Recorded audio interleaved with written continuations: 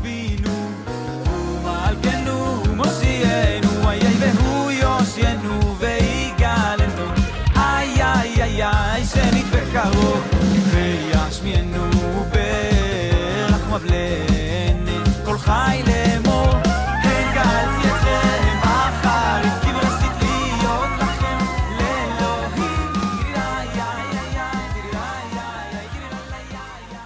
Hello everyone, we're up to the third in the series of Walking to Shul, and today we're going to deal with a clash that's inevitable.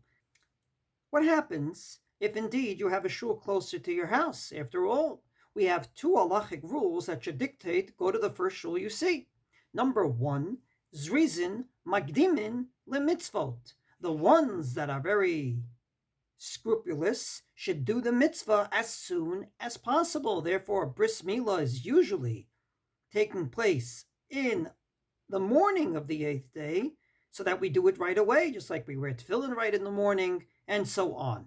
Number two, we have another halachic rule called ein ma'avirin ala mitzvot. If you get a mitzvah to do, let's say an esrog you get in your hand, you don't wait for a nicer esrog to do the mitzvah.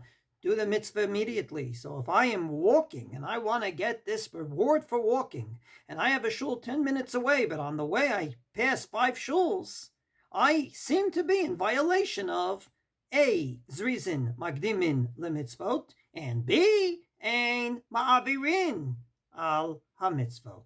So let's see how the Gdolei HaPoskim dealt with this clash, which is inevitable in big Jewish communities.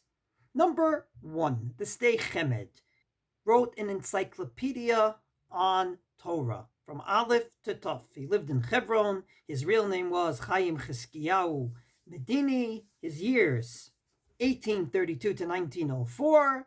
And he talks about this issue, quoting books that many of us never heard of, at least not me. One of them is the Beit Oved, that says explicitly, אם יש שתי בתי כנסיות בעיר, מצווה ללכת לבית הכנסת הסמוכה דפגע ברישא משום אין מעבירין עליהם מצוות.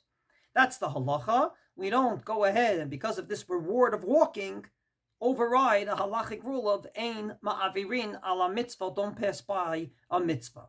And then he says, but we have this beautiful Gemara in which Rabbi Yochanan said that we should learn from this widow how to get reward, and she mentions, I went to your base medrash versus the shul close to me to get what's called scruplous, the reward for walking. He says, you got it. That's because she was a woman. Dafka be'isha udamu rabbanan lamadnu kabel scruplous mishum de'ina chayevet li'tpalel beveit hakneset. A woman is not obligated to go to minyan, and therefore she is not in violation of ein ma'avirin ala mitzvot because she does not have a commandment to daven in a minyan. It's voluntary. So she can go to the further shul, aval gavra, but a man, the bar chiyuvahu, who's obligated in davening in a minyan, ein la'avir ala mitzvot.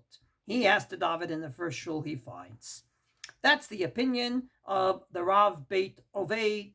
The Sdei Chemed brings another point of view along these same lines of another Rav called the Divrei Menachem, who says, once again, the Shani Atam, that Gemara about the woman, that widow. Why? Because she went from a shul to a beis medrash. And we all know, says the Divrei Menachem, Halcha lebeit ha-medrash shekdushato chamura, uvechiha leka mishum ein ma'avirin ala mitzvot. If indeed both are equal, you got to go to the closer one. In this case, she went from a shul to a beis medrash. A beis medrash is on a higher level than a shul, and therefore there's no violation of ein ma'avirin ala mitzvot if you want to do the mitzvah in a higher sanctity. However, the Fidva Rav says this Sdei Chemed, bebeit batei knesset shekdushato shava, when you have two shuls and one is not a beis medrash but both are shuls, Hadrinan lemiltein de'ein ma'avirin ala mitzvot. We go back to the original rule, ein ma'avirin al ha-mitzvot. Indeed, others dealt with this question and had different conclusions, but again, trying to reconcile these two things. Let's go to Rav David Pardo. Rav David Pardo is a little less known to many people because he wrote Perushim on the little less known parts of our Torah.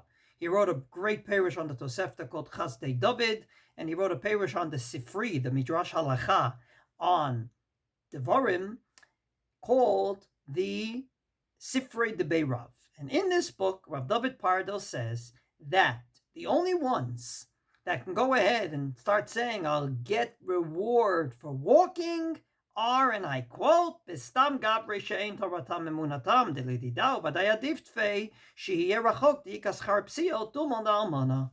Just like that widow, someone that does not learn Torah for a living full time, they should get reward anytime they can. So therefore, they should walk to the further shul because they should chap as much reward as possible. Aval Rav, Ayri betamid chacham shetorato emunato. In that same Gemara where Rav said, I don't hold from this whole idea, he was talking about a Rav, someone that knows how to learn. Better that he doesn't waste his time walking to shul. He'll go to shul, the closest one, and then he'll spend his time learning. Better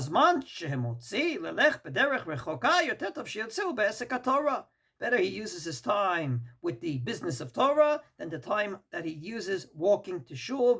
And this day Chemet quotes the Lev Chaim that agrees with this. So, to sum up today, we saw basically 3 points of view. When indeed you have a shul close by, are you in violation of zrisin, makdimin, lמצוות, and ein מעבירין mitzvot? According to opinion number 1 of the Rav Beit Oved, 100%. And therefore, the only way you can get scruplous is if you don't have a shul close by. And therefore he says that only a woman who's not obligated in the mitzvah can start making those calculations. The second opinion is the Divrei Menachem, that says that woman, even if she's not obligated, went to a shul that's higher in sanctity, namely a beis medrash. But if they're both equal, all bets are off, go to the closer shul. And finally, Rav David Pardo says, if you're a Talmid Chacham, better use your time learning than walking to shul. If you're not going to spend your time learning, then indeed go to the further shul. Why not?